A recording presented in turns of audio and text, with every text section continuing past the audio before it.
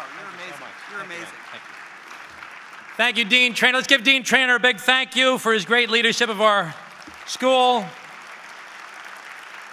Dean, I'm not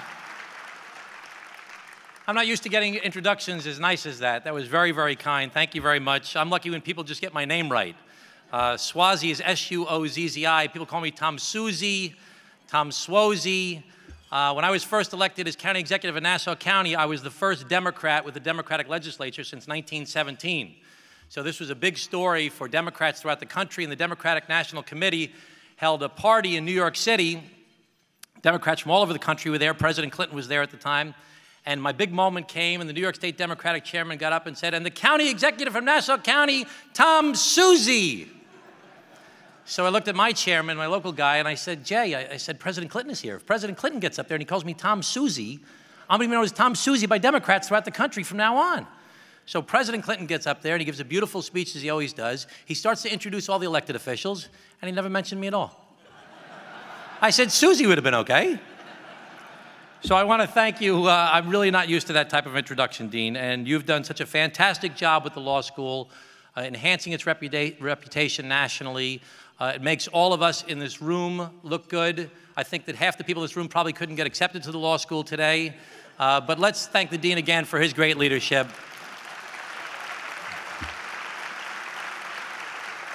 The Dean follows in the footsteps of another great man, someone that I love and admire and who helped me tremendously, someone that everybody in this room respects. We are so grateful to him for all he's done for each and every one of us. Let's welcome Dean Furyk as well and thank him for his great leadership. We love you, Dean.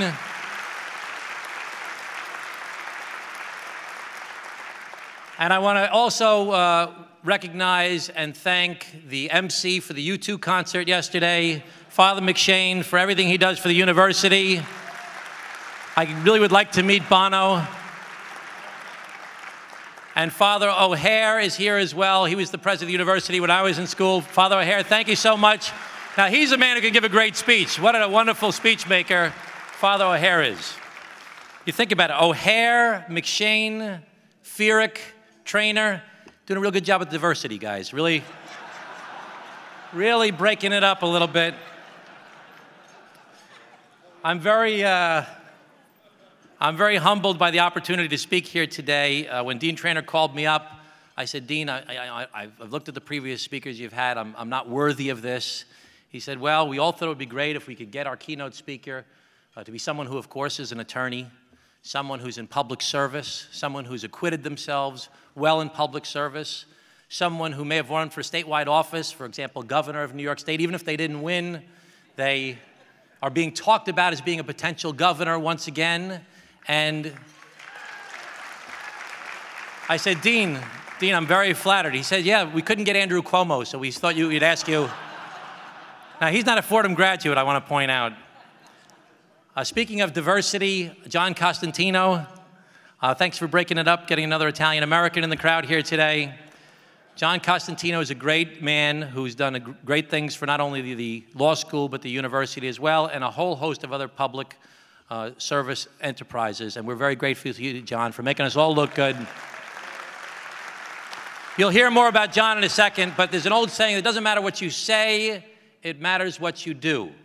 And it reminds me of the story of the man who dies. He goes to heaven. He's greeted at the gate by St. Peter. And St. Peter says, I'm sorry, Mr. Jones, I don't know if we can let you in. He says, well, I'd really like to come in. He says, well, we have to ask you a few questions. Is that okay?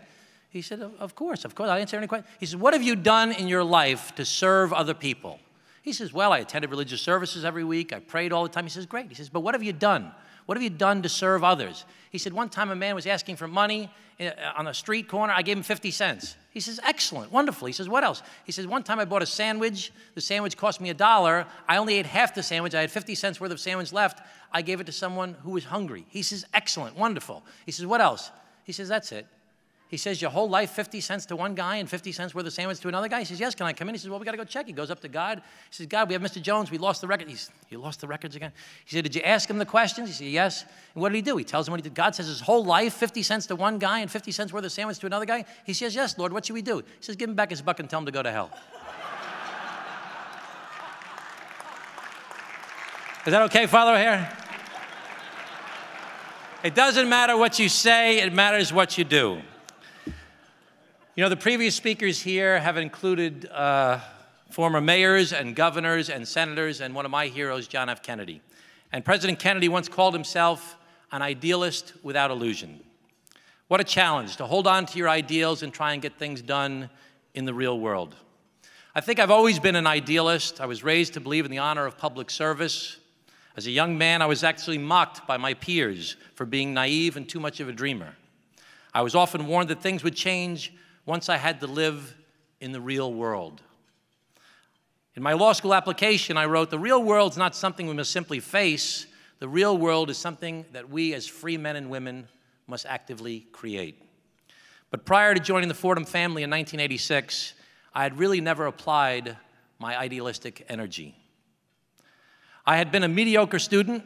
I had put in 2 years as an auditor at Arthur Andersen & Company to qualify for my CPA, and while I acquired some important skills there, I spent more time exploring watering holes than trying to change the world. But while I retained my goofball status, as the people at Table 41 will tell you, for some time, I believe it was the Fordham Law School and people like Dean Feerick and the Fordham family that helped shape me. It was at Fordham Law School that I learned 3 very important lessons. First, get involved. It's not like it is in the movies. You can't just make a speech and the band begins to play and the music swells and everybody marches out and you go change the world. It requires constant effort and hard work. The second lesson I learned, ask others to join you. In doing so, you empower them and make them stronger in trying to change things. And third, don't be afraid to just do it. If you have any idea and you have the energy, go for it and make it happen. First, get involved. When I was in Fordham Law School, before each final, I would go say a prayer at St. Paul the Apostle Church next door. While there, I found out that they had a soup kitchen and a homeless shelter. I can't tell you how many times I had ranted and raved about the injusticeness of homelessness and poverty and whose fault it was, but I had never really done anything about it. So I started to volunteer. I slept overnight to help supervise the shelter, and I made sandwiches for the next day's soup kitchen meals. One night, after a 12-hour day of studying in the library with a first-year final the next day, I had to go make the sandwiches, but I simply didn't have the time. So I went around to my fellow students in the library and said, "Listen, I need your help. Come with me to go make the sandwiches over at the soup kitchen." They said, "Are you crazy? We got a final tomorrow. We don't have time for that." I said, "Yeah, but if we get everybody to do it, we get 10 people to do it, it'll only take us a half hour. We can get in, we can do something good, we can come back and go back and study." So we went and did it. I finally had put some effort into the things that I had previously only talked about, and I had gotten involved. My second lesson came about 6 months later when a man I respected and admired called me into his office. Dean Feerick wanted to know my opinion as to whether or not public service should be a requirement of graduation. I was blown away. A man that I held in such high esteem and respect was asking for my opinion. The dean had heard the story about me asking other students to help at the soup kitchen during finals, and he asked me to help start a public service project at the school. Dean Feerick had empowered me, the same as everyone in this room can empower others by asking them to help create something new. I was scared and a bit intimidated, but I learned my third lesson that I've carried with me since then. Just do it. We created the Fordham Public Service Project and matched law students with organizations that needed volunteers, whether it was once a day or once a week or once a month. Students volunteered at the soup kitchen or the homeless shelter.